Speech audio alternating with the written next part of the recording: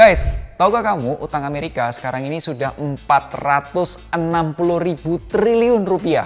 Kurang lebih itu tuh 73 kali lipat lebih besar daripada utang Indonesia. Amit-amit nih ya, kalau sampai terjadi gagal bayar atau Amerika gagal bayar, itu RI aman nggak sih? Yuk, tonton video ini sampai selesai.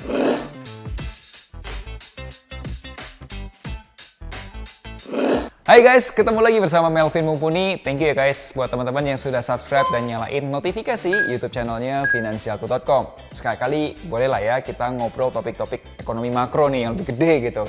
Nah kali ini kita mau bahas topik yang lagi panas di Amerika, yaitu utang Amerika yang udah mencapai 460.000 triliun rupiah. Gede banget ya guys. Video kali ini aku akan bagi menjadi 3 bagian. Yang pertama, saya mau cerita tentang kondisi utang di Amerika. Dan yang kedua, kondisi utang di Indonesia supaya teman-teman tahu perbedaannya. Dan yang ketiga, apakah benar Amerika itu akan gagal bayar? Sebelum lanjut videonya, boleh dong dikasih like-nya.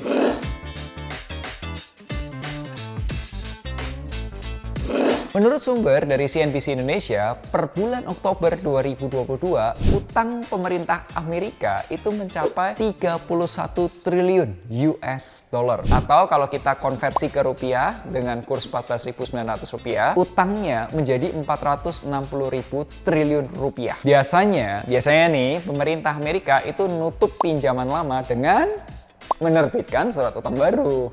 Sayangnya, Amerika ini belum bisa menerbitkan surat utang baru. Kenapa? Karena limit utangnya itu udah kena. Limit utang itu apa sih? Ya kalau ada utang, itu tuh ada batas maksimal utang itu berapa? Itu limitnya. Nah, itu istilah kerennya adalah the government debt ceiling. Ibu Menteri Keuangan Amerika, itu Ibu Janet Yellen, itu berusaha nih meyakinkan Kongres. Kongres itu apa sih? Kayak semacam DPR-nya lah kalau di Indonesia gitu ya. Untuk menaikkan limit utangnya atau government debt ceiling-nya itu.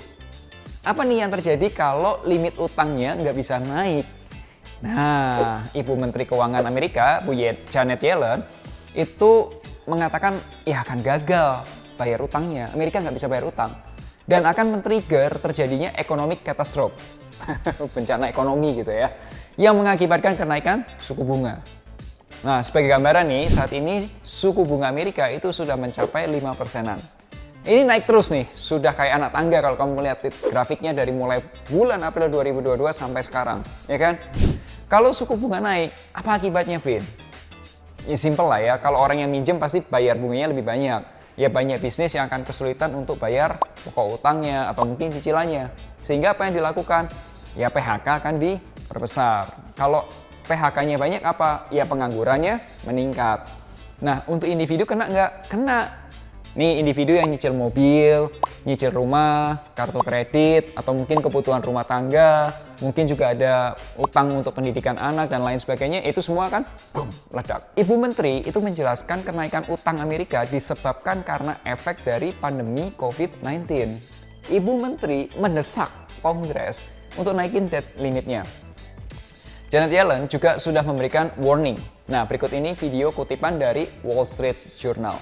It is possible for markets to become quite concerned about whether or not the U.S. will pay its bills before the day of reckoning comes. Bagaimana dengan utang Indonesia? Yuk kita bahas di chapter berikutnya.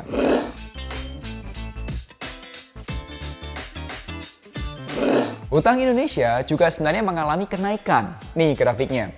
Namun, pemerintah Indonesia sudah belajar banyak dari krisis ekonomi tahun 1998. Jadi menurut undang-undang itu ada nomor 17 tahun 2023 tentang keuangan negara. Batas maksimal rasio utang disebutkan sebesar 60% terhadap PDB. PDB itu apa? GDP. Teman-teman kalau nggak ngerti GDP, aku pernah bahas satu video yang menjelaskan atau bongkar tuh tentang GDP itu apa. Nih videonya ya. Bagaimana nih dengan kondisi utang Indonesia saat ini? Saat ini utang pemerintah Indonesia berada di angka 40-41% dari GDP. Artinya apa? Ya masih sesuai dengan undang-undangnya. Kalau menurutku pribadi, ini subjektif ya. Berdasarkan data yang tadi kita lihat, Indonesia sudah melakukan pengelolaan utang secara baik dan terkendali. Nah, Bagaimana nih kalau menurut kalian? Silahkan tulis di kolom komen. Pekerjaan rumahnya apa? PR-nya apa? Ya PR-nya gini, bagaimana menggunakan utang tersebut untuk hal-hal yang sifatnya lebih produktif. Seperti pembangunan infrastruktur, menyelesaikan proyek-proyek, menaikkan kualitas pendidikan, kesehatan, kesejahteraan kita semua, masyarakat Indonesia. Oke, so kembali ke pertanyaan awal. Apakah Amerika akan gagal bayar? Kita bahas di chapter berikutnya.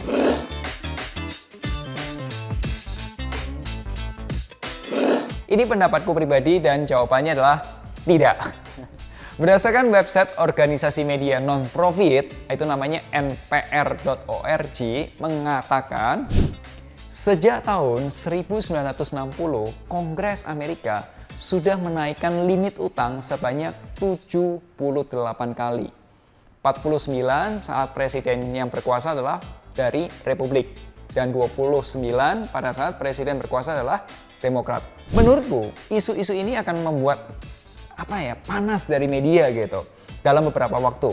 Tapi kamu nggak perlu panik mengenai investasi. Kalau ada beberapa saham bagus yang mungkin harganya terdiskon, ya it's time untuk masuk, untuk beli, nyicil belilah ya. Beberapa hari lagi kita kan juga akan ada launching nih, sukuk tabungan punyanya pemerintah Indonesia. Ya aku rasa bagi hasilnya juga cukup akan menarik. Nah, kalau kamu butuh konsultasi mengenai keuangan, perencanaan keuangan atau investasi, boleh deh hubungi Finansialku. Silahkan daftar aja di link deskripsi atau hubungi kami ke nomor WhatsApp berikut ini. Ingat selalu, hargai kerja kerasmu. Share juga kalau kamu suka video ini. Sampai jumpa di Melek Finansial hari Rabu depan. Akhir kata, make a plan and get your financial dreams come true. Minggu, kamu tahu nggak kalau Amerika sampai gagal bayar, endingnya apa?